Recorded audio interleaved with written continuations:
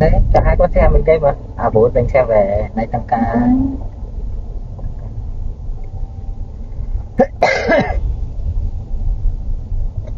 Hương, để chồng Hương ra.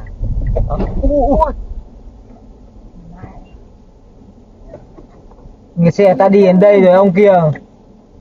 Phi vào. Xe người ta đi qua tận giữa đường rồi.